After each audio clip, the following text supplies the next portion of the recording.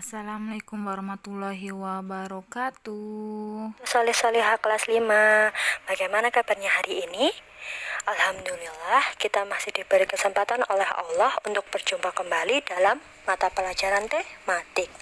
Sebelum belajar, kita berdoa terlebih dahulu ya. Rabbi zidni ilma warzuqni fahma, ya Allah berilah aku ilmu dan kefahaman, amin.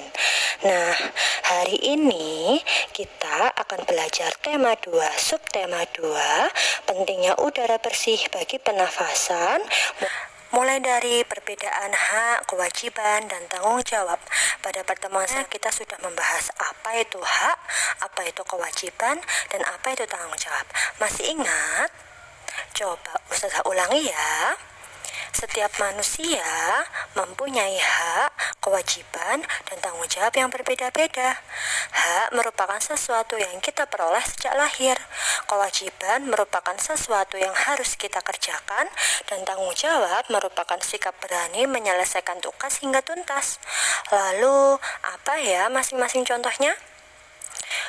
Contoh hak yaitu mendapat rasa aman, memperoleh udara dan air bersih, serta mendapatkan nilai yang bagus.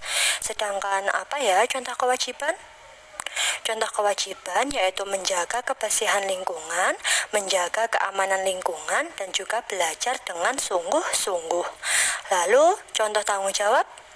Melakukan kerja bakti, membersihkan lingkungan, melaksanakan ronda, dan juga melaksanakan piket kelas. Nah, itu tadi beberapa contoh hak, kewajiban, dan tanggung jawab dari Ustazah. Berikutnya, hak, kewajiban, dan tanggung jawab sebagai warga masyarakat. Kita hidup bermasyarakat ya, solih-solihah, hidup bertetangga, hidup berdampingan dengan orang lain. Itu namanya kita sebagai warga masyarakat.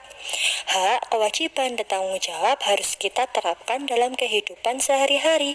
Penerapan hak, kewajiban, dan tanggung jawab yang seimbang akan membuat hidup menjadi harmonis loh teman-teman. Nah, kemudian apa ya contohnya penerapan hak, kewajiban, dan tanggung jawab? Kita bahas dari yang pertama, yaitu kerja bakti. Kewajiban kita ketika kerja bakti yaitu membersihkan lingkungan.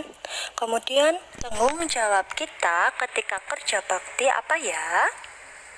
Membersihkan selokan, membersihkan lingkungan dari coret-coretan, merapikan kembali peralatan kerja bakti, hingga membuang tumpukan sampah yang terkumpul.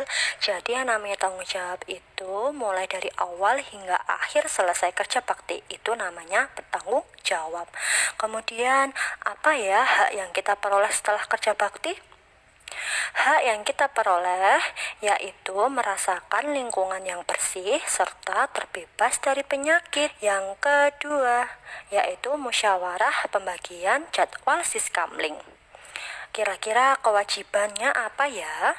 Kewajibannya yaitu mengikuti tata tertib musyawarah. Jadi semua anggota yang ikut musyawarah harus mengikuti tata tertib. Kemudian tanggung jawab kita menghargai pendapat orang lain, menerima hasil musyawarah dengan lapang dada. Karena ketika kita bermusyawarah itu solih-solihah, kita akan banyak orang kan. Jadi terkadang hasilnya itu tidak sesuai dengan apa yang kita inginkan. Nah, ketika seperti itu kita harus menerimanya dengan lapang dada. Kemudian apa ya hak kita ketika musyawarah? Hak kita ketika musyawarah yaitu mengajukan pendapat.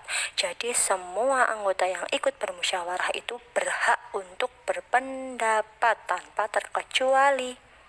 Apa sih musyawarah itu? Saat bermusyawarah, kita akan mendengar pendapat dari orang lain. Pendapat tersebut dapat berbeda-beda atau bahkan bertentangan. Oleh karena itu, musyawarah harus dilandasi semangat gotong royong dan kekeluargaan. Semua peserta musyawarah harus menghargai pendapat satu sama lain. Barulah musyawarah dapat berjalan baik untuk mencapai mufakat. Jadi, ketika kita bermusyawarah itu, kita memiliki kewajiban untuk mendengar pendapat dari orang lain. Nah, terkadang itu tadi pendapatnya berbeda-beda, namun kita tidak boleh saling bermusuhan hanya karena berbeda pendapat. Harusnya musyawarah itu dilandasi kekeluargaan sehingga tercipta musyawarah yang damai.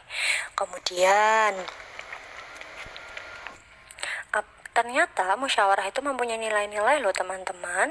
Ketika kita melaksanakan musyawarah itu berarti kita sudah melaksanakan nilai-nilai musyawarah. Bagus kan? Mulai dari yang pertama yaitu nilai kebersamaan. Nilai yang kedua, nilai kebebasan berpendapat. Yang ketiga, nilai menghargai orang lain. Yang keempat, nilai persamaan hak. Yang kelima, nilai berjiwa besar dan lapang dada menerima hasil musyawarah. Dan yang terakhir keenam, yaitu nilai tanggung jawab untuk melaksanakan hasil musyawarah. Nah, jadi nilai-nilai musyawarah tadi ada 6. Nah, kemudian solihah, ustazah tanya, ketika kita itu berbeda, misalkan dengan teman atau tetangga kita harus bagaimana ya? Apakah kita harus saling mencela, saling mengejek? Tidak ya, kita harus saling menghormati dan juga kita harus saling menghargai. Sekian materi yang ustazah sampaikan. Silakan untuk anak ustazah kerjakan latihan yang sudah ustazah sajikan. Ustazah akhiri dengan penutup majelis. Subhanakallahumma wa bihamdika asyhadu alla ilaha illa anta astaghfiruka wa atubu ilaik. Wassalamualaikum warahmatullahi wabarakatuh.